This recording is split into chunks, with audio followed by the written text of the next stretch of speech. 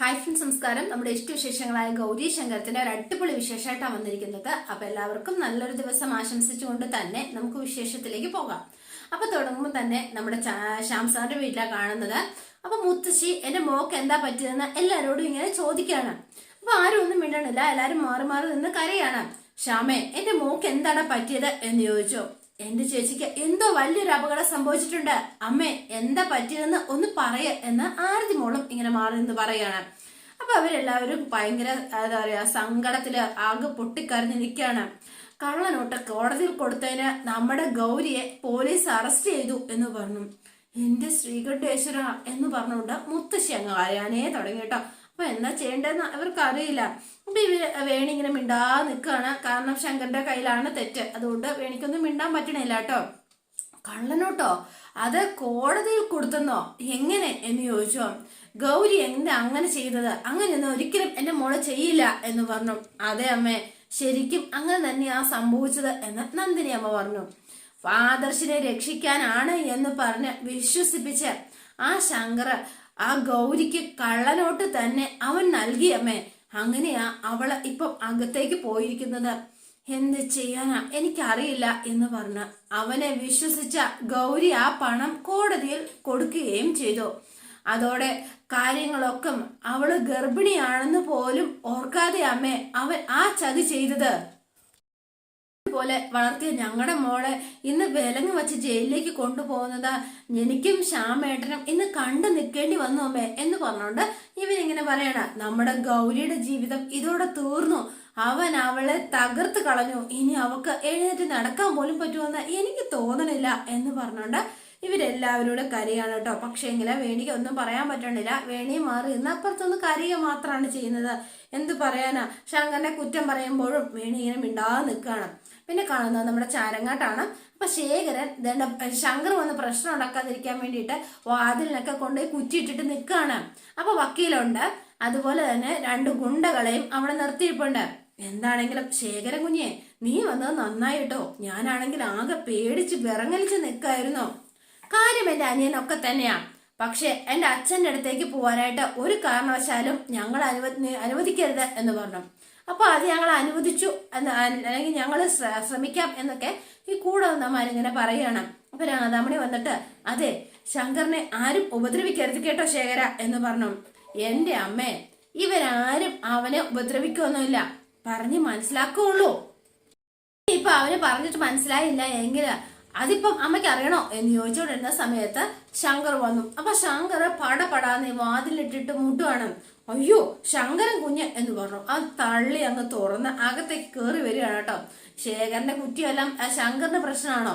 അപ്പൊ അകത്തേക്ക് കയറി വന്നപ്പോ തന്നെ ഈ കൂടെ നിന്ന ശിങ്കിടികള് ഇവനെ പിടിച്ചു മാറ്റുകയാണ് കേട്ടോ. അവിടെ നിക്കട കുട്ടി ശങ്കര എന്ന് പറഞ്ഞ ശേഖരനും, ആഹാ, നീക്ക് എന്നെ തടയാറായോ എന്ന് ചോദിച്ച ശങ്കരൻ, ദേ വിടാനാ പറഞ്ഞത്. നീ എന്നെയൊക്കെ ഈ ശങ്കർ പയ്യെ തടയാറായോടാ എന്ന് ചോദിച്ച ഇവന്മാരെ പിടിച്ച് പുറത്തേക്ക് ഇറക്കി തള്ളി അങ്ങോട്ട് ഇറക്കി വിട്ടിട്ട് വാതിലങ്ങ് കുറ്റിയിട്ടു. അപ്പൊ ശേഖരൻ വിളിച്ചോ, ദേ എന്നെ തടയാൻ നോക്കരുത്, കൂടപ്പറപ്പാണ് ഒരു ചോരയാണ്, കൂടപ്പറപ്പാണ് ഒരു ചോരയാണ് എന്നൊന്നും ഞാൻ വിചാരിക്കില്ല. ദേ എവിടെ എന്റെ അച്ഛൻ, ആ ചാരങ്ങാട്ട് മഹാദേവൻ എവിടെ പോയി ഒളിച്ചാലും വെളിച്ചത്ത് എന്റെ മുന്നിലേക്ക് അച്ഛൻ വന്നേ പറ്റൂട്ടോ എന്ന് പറഞ്ഞ ശങ്കർ അവിടെ ഭയങ്കര പ്രശ്നം ഉണ്ടാക്കുവാണ്. അപ്പം ശേഖരൻ പലതവണ പിടിച്ചു നിർത്തതാണ്. മര്യാദക്ക് ഞാൻ ഒരു തവണ പറഞ്ഞതാ എന്നെ തടയാൻ നോക്കണ്ടെന്ന്. എനിക്ക് എന്റെ അച്ഛനോടാ സംസാരിക്കേണ്ടത്, ഒളിച്ചിരിക്കാണ്ട് മുന്നിലേക്ക് വരാൻ പറയാ എന്ന് പറഞ്ഞു. അപ്പൊ മഹാദേവൻ ചിരിച്ചട്ടഹസിച്ച് അത് ഇറങ്ങി വരികയാണ് കേട്ടോ. ഒളിക്കണതും ഒളിപ്പിക്കണതും ഒക്കെ നിന്റെ പണിയല്ലേടാ കുട്ടി ശങ്കര എന്ന് ചോദിച്ചുകൊണ്ടാണ് മഹാദേവൻ ഇറങ്ങി വരുന്നത്. അപ്പൊ മഹാദേവന്റെ നേരെ ചീറി എടുക്കാണ് കേട്ടോ. അപ്പൊ ശേഖരനെയൊക്കെ പിടിച്ചതല്ലേ, അച്ഛൻ ചിരിക്കാണല്ലേ, അച്ഛൻ ചിരിച്ചോ?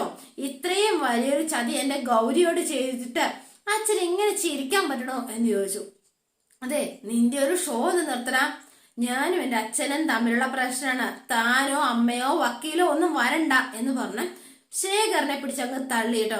അപ്പൊ നിന്നെ ഞാൻ എന്ന് പറഞ്ഞ ശേഖരൻ വന്ന് ഇവന്റെ കുത്തിന് കയറി പിടിച്ചു. അപ്പൊ വേഗം തന്നെ മഹാദേവൻ പറഞ്ഞു, വേണ്ടടാ, വിട്ടേരെ, അതൊന്നും ശരിയാവില്ല എന്ന് പറഞ്ഞു. അവൻ പറഞ്ഞത് ശരിയല്ലേ, ഞാനും അവനും തമ്മിലുള്ള പ്രശ്നമാണ്, ഇതിനകത്ത് മറ്റൊരാൾ കയറി ഇടപെടണ്ട, അവൻ പറഞ്ഞത് തന്നെയാ അതിന്റെ ശരി എന്ന് പറഞ്ഞു. അവസാനം മഹാദേവൻ ഇങ്ങനെ സമ്മതിച്ചു. ആ എടാ നീ നീ എന്താ പറഞ്ഞത്? നീ കുറച്ചു മുന്നേ എന്തോ ഒരു കാര്യം പറഞ്ഞതുപോലെ എനിക്ക് തോന്നിയല്ലോ. എന്താ കുട്ടിശങ്കര അത് എന്ന് ചോദിച്ചു. അപ്പൊ കുട്ടിശങ്കരൻ മിണ്ടുന്നില്ല. അല്ലടാ നീ എന്താ മിണ്ടാത്തത്? നിനക്ക് മിണ്ടാന്നാവില്ലേ? ആ എന്റെ മരുമോളെ, അതായത് നിന്റെ പെണ്ണിനെ ഞാൻ ചതിച്ചു എന്നല്ലേ നീ ഇപ്പൊ പറഞ്ഞത്? അതെങ്ങനെയാ? എന്റെ ഗൗരിയോട് അച്ഛൻ ചെയ്തത് ഞാൻ ഒരിക്കലും സഹിക്കുകയില്ല, ക്ഷമിക്കുകയില്ല, പൊറുക്കുകയില്ല കേട്ടോ അച്ഛ എന്ന് പറഞ്ഞു. കുട്ടിശങ്കരനാ ഈ പറയണത്. അവളെ ചതിച്ചത് ഞാനാണോടാ? ആണോടാ? നീ പറയടാ, നീ എന്താ മിണ്ടാതെ നിൽക്കുന്നത് എന്ന് ചോദിച്ചു. അപ്പൊ ശങ്കറിന് മറുപടിയില്ല. ശങ്കർ മിണ്ടാതെ നിൽക്കുക.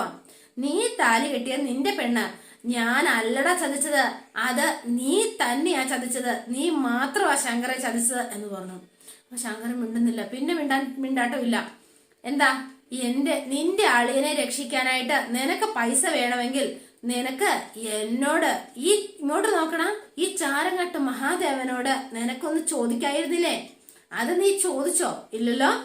ചോദിച്ചോ? പിന്നെ ചോദിച്ചിരുന്നെങ്കിൽ ചിലപ്പോ ഞാൻ മനസ്സലിഞ്ഞ ക്യാഷ് ഞാൻ തന്നേനെ. എന്നിട്ടും നീ എന്താ ചെയ്തത് എന്ന് ചോദിച്ചു. പറ കുട്ടിശങ്കര, അത് ചെയ്യാണ്ട് നീ വലിയ ബുദ്ധിമാൻ കളിച്ചോ? നീയാ ഇതിന്റെ പിന്നിൽ കളിച്ചത്. നിന്റെ ഭാര്യയെ നീ തന്നെ തട്ടിക്കൊണ്ടു പോയിട്ട് എവിടെയോ കൊണ്ടുപോയി ഒളിപ്പിക്കുകയും ചെയ്തു. എന്നിട്ട് നീ എന്ത് ചെയ്തു? ഈ അച്ഛന്റെ കയ്യിൽ നിന്ന് 1 കോടി രൂപ പറ്റിച്ച് തട്ടിയെടുക്കാനായിട്ടാ നീ ശ്രമിച്ചത്. എന്താ ശരിയല്ലേ കുട്ടിശങ്കര? എന്നിട്ട് എടാ ഞാൻ ഒരു കാര്യം ചോദിക്കട്ടെ, ഇതൊക്കെ നിന്റെ പ്ലാൻ ആണെന്ന് ഞാൻ എങ്ങനെ അറിയാനാ? നീ ഒന്ന് പറഞ്ഞേ കേൾക്കട്ടെ. എന്നിട്ട് എന്താ മോനെ, നിന്റെ നാവ് ഇറങ്ങിപ്പോയോ? നീ എന്താ മിണ്ടാത്തത് എന്ന് ചോദിച്ചു. മോനെ കുട്ടിശങ്കര, നീ ഒരു കാര്യം മനസ്സിലാക്കിയോ? അഗ്നിസാക്ഷിയായിട്ട് നീ താലി കെട്ടിക്കൊണ്ടുവന്ന നിന്റെ പെണ്ണുണ്ടല്ലോ, അവള് ആ ഗൗരി ഇന്ന് ജയിലില് സിമന്റ് തറയിൽ കിടക്കേണ്ടി വന്നിട്ടുണ്ടെങ്കിൽ അതിന്റെ ഉത്തരവാദിത്തം നിനക്ക് മാത്രമേ ഉള്ളൂ കുട്ടിശങ്കര. അതിന് കാരണക്കാരനും നീ തന്നെയാണ്. അതിന്റെ ഉത്തരവാദിത്തം ഒന്നും നീ ആർക്കും വീതം വെച്ച് കൊടുക്കണ്ട. മനസ്സിലായോ നിനക്ക്? അപ്പൊ ശങ്കരൻ മിണ്ടാൻ പറ്റുന്നില്ല. ശങ്കരന് കേട്ടോണ്ടിങ്ങനെ നിൽക്കുകയാണ്. ആ പെണ്ണിനെ ഈ അവസ്ഥയിൽ എത്തിച്ചത് നീ ഒരുത്തൻ മാത്രം കാരണമാണ്. അതെ, താലി കെട്ടിയ പെണ്ണിനെ സംരക്ഷിക്കാൻ കഴിയുന്നില്ല എങ്കിൽ പിന്നെ എന്തൊട്ടിനാണ് നീ ആണാന്ന് പറഞ്ഞോണ്ട് നടക്കുന്നത്? നീയൊക്കെ എവിടുത്തെ ആണാ എന്നൊക്കെ ചോദിക്കുകയാണ് മഹാദേവൻ. പക്ഷേങ്കില് ശങ്കരൻ ഉത്തരവൊന്നും മിണ്ടുന്നേ ഇല്ല. കയ്യമ്മയുള്ള പേര് പച്ച കുത്തിയിട്ട് സ്നേഹം എന്ന് പറഞ്ഞ അതുണ്ടാവില്ല കേട്ടോ ശങ്കറെ. അത് നീ മനസ്സിലാക്കിക്കോ. സംരക്ഷണവും ആവില്ല. അവക്ക് വേണ്ടത് ഈ സമയം സംരക്ഷണവും പ്രൊട്ടക്ഷനും ഒക്കെയാണ്. അത് നിന്നിൽ നിന്ന് അവൾക്ക് പ്രതീക്ഷിച്ചിരുന്നു. പക്ഷെ നിന്റെ പെണ്ണിനോട് പലരും പല ദ്രോഹവും ചെയ്തിട്ടുണ്ടാവും. പക്ഷേങ്കില് അവളോട് ഏറ്റവും അധികം ദ്രോഹം ചെയ്തത് ആരാണെന്ന് നിനക്കറിയോ? ഇല്ലെങ്കിൽ നിന്നെ ഞാൻ പറഞ്ഞു തരാടാ. നീ മാത്രമാ ചെയ്തത്. നീ എന്തൊട്ട് ക്രൂരനാടാ നീ ചെയ്തത്. നിന്റെ ഒരുത്തനെ വിശ്വസിച്ച് വന്നതിന്റെ ഫലമാ ആ പടുകുഴിയില് ഇപ്പം അവൾ അനുഭവിച്ചുകൊണ്ടിരിക്കുന്നത്. മതി അച്ഛ എന്ന് പറഞ്ഞു ശങ്കരം. അച്ഛൻ പറഞ്ഞത് ശരിയാട്ടോ, അച്ഛൻ പറഞ്ഞത് എല്ലാം ശരിയാ എന്ന് പറഞ്ഞു. പിന്നെ ഞാനുണ്ടല്ലോ, ഞാൻ ചതിച്ചതേ എന്റെ ഗൗരിയെ മാത്രമല്ല കേട്ടോ. പക്ഷേങ്കില് ഞാൻ ചതിച്ചത് ആരെയാന്നറിയോ? അവളുടെ വയറ്റിൽ വളരുന്ന എന്റെ കുഞ്ഞിനെ കൂടിയാ ഞാൻ ചതിച്ചത്. ഇത് കേട്ടപ്പോഴത്തേന് മഹാദേവന് ആകെ ഷോക്കായിപ്പോയി. നീ എന്താ ഇപ്പൊ പറഞ്ഞത് കുട്ടിശങ്കര എന്ന് ചോദിച്ചു. അപ്പൊ ഇവരെല്ലാവരും കണ്ണു തള്ളിപ്പോയി ശങ്കർ പറയണ കേട്ടിട്ട്. അവള് ഗർഭിണിയാണെന്നാണോ നീ പറഞ്ഞത്? അതെ അച്ഛാ, ഈ ചാരങ്ങാട്ട് മഹാദേവന്റെ അല്ലെങ്കിൽ ഈ ശങ്കർ മഹാദേവന്റെ കുഞ്ഞ് അവളുടെ വയറ്റിലുണ്ടച്ഛ എന്ന് പറഞ്ഞു. ഇത് കേട്ടപ്പോ ഒന്നും പറയാനില്ല മഹാദേവൻ ആകെ സ്റ്റക്കായി പോയി. അപ്പം ചാരങ്ങാടിന്റെ ആദ്യത്തെ കൺമണിയാണ് ഗൗരിയുടെ വയറ്റിലുള്ളത്. ഇത് ഓർത്ത് മഹാദേവൻ ആകെ നിശബ്ദനായി പോയി കേട്ടോ. അത്രയോ നേരം അങ്ങോട്ടും ഇങ്ങോട്ടും തർക്കിച്ചെങ്കിലും എന്റെ പൊന്നു ശങ്കറെ എന്ന് പറഞ്ഞു. അപ്പൊ ശങ്കർ തകർന്നടിഞ്ഞ് ഇനിയിപ്പം ചാരങ്ങാട്ട് പേരക്കുട്ടി ഇപ്പോതേ ഗൗരിയുടെ വയറ്റില് ജയിലില്ല എന്ന് പറഞ്ഞ ഇവൻ അങ്ങ് മുകളിലേക്ക് കേറിപ്പോയി. അപ്പൊ ഈ പോക്ക് കണ്ടവരെല്ലാവർക്കും സഹിക്കാൻ പറ്റിയില്ല. അപ്പൊ മഹാദേവൻ നമ്മുടെ വക്കീലിനോട് ചോദിക്കാണ്, എടോ വക്കീലേ, എന്തുട്ടാ എന്തുട്ടാടോ ഞാൻ ചെയ്യാൻ പറ്റുക, എന്തെങ്കിലും ഇപ്പൊ ചെയ്യാൻ പറ്റുമോ എന്ന് ചോദിച്ചപ്പോഴത്തേനും ഇല്ല മഹാദേവ സാറേ, ഒന്നും ചെയ്യാൻ പറ്റില്ല, ഇനി ഒന്നും ചെയ്തിട്ട് ഒരു കാര്യവുമില്ല. ഇത് കേട്ടിട്ട് കമലയ്ക്ക് സഹിക്കാൻ പറ്റിയില്ല. കമല കരഞ്ഞോണ്ട് ഓടി റൂമിലേക്ക് ചെല്ലുകയാണ് കേട്ടോ. അപ്പൊ നമ്മുടെ ഗൗരിക്ക് കമല പണ്ടൊരു കുഞ്ഞുടുപ്പ് കൊടുത്തിരുന്നു. ആ കുഞ്ഞുടുപ്പ് കൊടുത്തിട്ട് കമല പറഞ്ഞിരുന്നോ, ഇനി എനിക്ക് കുഞ്ഞുങ്ങൾ ഉണ്ടാവില്ല, പക്ഷെ നിനക്ക് കുഞ്ഞുങ്ങൾ ഉണ്ടാവുമ്പോൾ ഇത് ഇടണം എന്നൊക്കെ പറഞ്ഞാണ് നമ്മുടെ ഗൗരിയുടെ കയ്യിലേക്ക് കൊടുത്തത് കേട്ടോ. അപ്പൊ ഗൗരി അത് ഭദ്രമായി അലമാരിയിൽ സൂക്ഷിച്ചു വെച്ചിട്ടുണ്ടായിരുന്നു. അപ്പൊ അത് കമല ഇങ്ങനെ എടുത്ത് കയ്യെ പിടിച്ചിട്ട് ആ നോക്കി നിന്ന് കരയാണ് കേട്ടോ. അപ്പൊ ദേണ്ട ശങ്കർ അങ്ങോട്ടേക്ക് കയറി വന്നു. കമലയെടുത്തി എന്ന് വിളിച്ചു. എന്നിട്ട് ആ കുഞ്ഞുടുപ്പ് കയ്യിലേക്ക് വാങ്ങിട്ടോ. എന്റെ ഗൗരിയെ ചതിച്ചത് ഈ ഞാനാ ശങ്കറെ എന്ന് വിളിച്ച് ആശ്വസിപ്പിക്കാൻ പോലും കമലയ്ക്കും കഴിയണില്ല കേട്ടോ. അത്രയ്ക്ക് തകർന്നടിഞ്ഞു പോയി. എന്റെ കുഞ്ഞിനെ ചതിച്ചത് ഞാനാ, എന്റെ കുഞ്ഞിനോട് ഈ ചതി ചെയ്തത് എന്റെ കമലയെടുത്തി. എന്റെ കുഞ്ഞ് അവന്റെ അച്ഛനെ ശപിക്കുന്നുണ്ടാവോ കമലയെടുത്തി എന്ന് ചോദിച്ചോ. ശപിക്കുന്നുണ്ടാവും അല്ലേ, ഉറപ്പായിട്ട് ശപിക്കുന്നുണ്ടാവുമായിരിക്കും അല്ലേ, എന്നെ ആ കുഞ്ഞ് ശപിക്കുന്നുണ്ടാവും കമലയെടുത്തി എന്ന് പറഞ്ഞ് അലമുറയിട്ട് കരയാണ് ശങ്കര. അത്രയ്ക്ക് ഇതായി പോയി. അല്ലെങ്കിൽ പോലും ഇത്രയും സങ്കടം വരില്ലായിരുന്നു. കറക്റ്റ് ഈ സമയത്ത് തന്നെ ഗൗരി അവിടെ പോയതിലാണ് സങ്കടം. പിന്നെ കാണുന്നത് നമ്മുടെ ഗൗരിനെയാണ് കേട്ടോ. അപ്പൊ ഗൗരിയും കുറെ 3 ജയിൽവാസികളും കൂടെ ഉണ്ടോ കേട്ടോ ഗൗരിക്ക് കൂട്ടായിട്ട്. അപ്പൊ ഗൗരിക്ക് 2 മുട്ടയും പാലും ഒക്കെ ഗ്ലാസ്സിൽ പാത്രത്തിൽ കൊണ്ടുവച്ച് കൊടുത്തിട്ടുണ്ട്. അപ്പൊ ഗർഭിണി ആയതുകൊണ്ട് ഒരു ചെറിയൊരു പരിഗണന ജയിലിൽ കിട്ടുന്നുണ്ട് കേട്ടോ. അപ്പൊ അത് ഇങ്ങനെ കൊണ്ടുവച്ചിരിക്കുകയാണ്. അപ്പൊ ആ പുറകെ കിടന്ന ശിങ്കിടികളായ കുറച്ച് ആൾക്കാരുണ്ടല്ലോ, അവര് 3 പേരും ഇങ്ങനെ നോക്കുകയാണ് കേട്ടോ ഗൗരിയെ. എടി മെഹ്റു, എടി നന്ദനെ എന്ന് വിളിച്ചു. നമ്മളൊക്കെ വെറും ചീട് കേസിനകത്ത് വന്നിരിക്കുന്നത്. ഇതോ അവളുണ്ടല്ലോ, അവളാള് ചെറിയ പുള്ളിയൊന്നും അല്ലട്ടോ, നിങ്ങൾ വിചാരിക്കുന്ന പോലൊന്നും അല്ലട്ടോ കേസ്, കള്ളനോട്ട് കേസാ. അത് കള്ളനോട്ടാണെന്ന് അറിഞ്ഞിട്ട് തന്നെയാണോ നീ കോടതിയിൽ കൊടുത്തത് എന്ന് ചോദിക്കുകയാണ്. ചോദിച്ചത് കേട്ടില്ലേ നീ?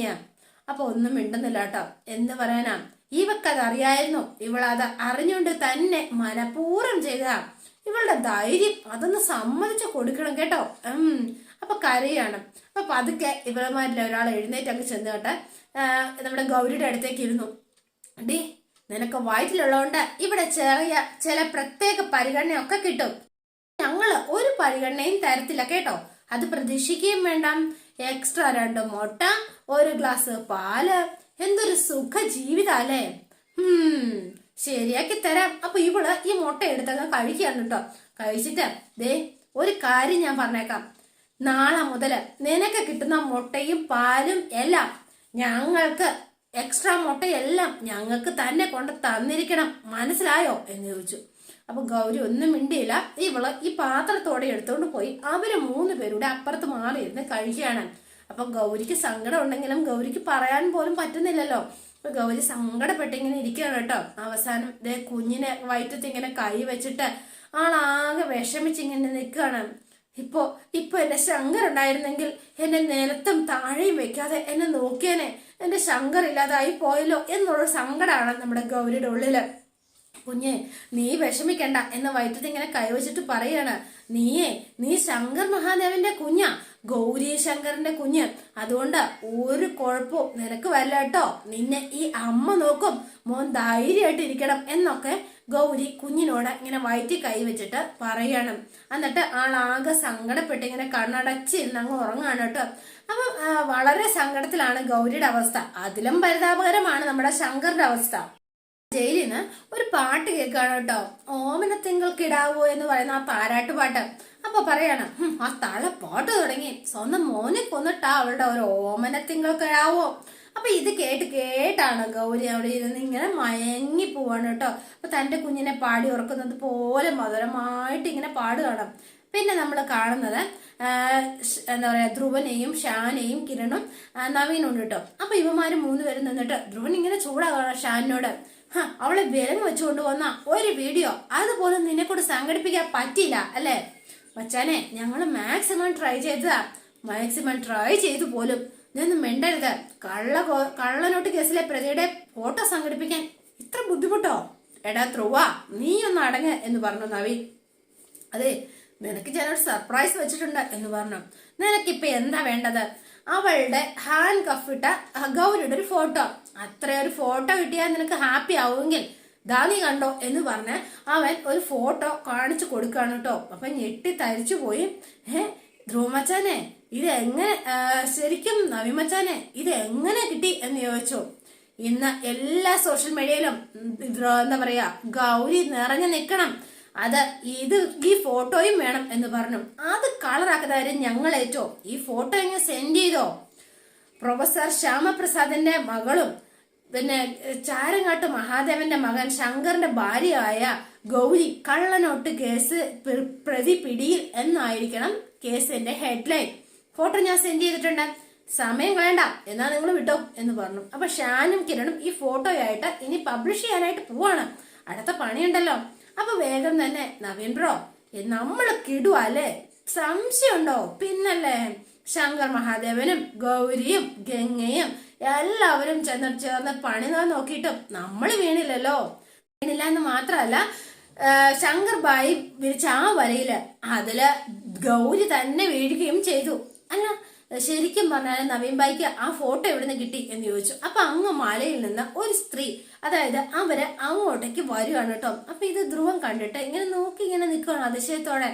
ദാ നോക്ക്, അതെ അവര്, നിന്നൊക്കെ ഞാൻ ഒരാളെ പരിചയപ്പെടുത്തി തരാം, ഒരു പ്രധാനപ്പെട്ട ഒരു കക്ഷിയാ എന്ന് പറഞ്ഞുകൊണ്ടാണ്, ഒരു സ്ത്രീയാണ് കേട്ടോ. അവര് അതേണ്ട അങ്ങോട്ടേക്ക് വരുന്നതോടെയാണ് ഇന്നത്തെ വിശേഷം അവസാനിക്കുന്നത്. ഇനി വമ്പൻ ടെസ്റ്റുകളാണ് വരാനിരിക്കുന്നത്. അപ്പൊ എല്ലാവരും വെയിറ്റ് ചെയ്യുക. ഇഷ്ടപ്പെട്ടുവെങ്കിൽ ലൈക്ക് ചെയ്യുക, ഷെയർ ചെയ്യുക, തൊട്ടടുത്ത് ആ ബെൽ ബട്ടൺ കൂടെ ഒന്ന് ഞെക്കുകയാണെങ്കിൽ ഞാൻ ഇടുമ്പോൾ തന്നെ നോട്ടിഫിക്കേഷൻ ലഭിക്കുന്നതായിരിക്കും. പുതുപുത്തൻ വിശേഷമായിട്ട് എത്താം. Bye and see you again.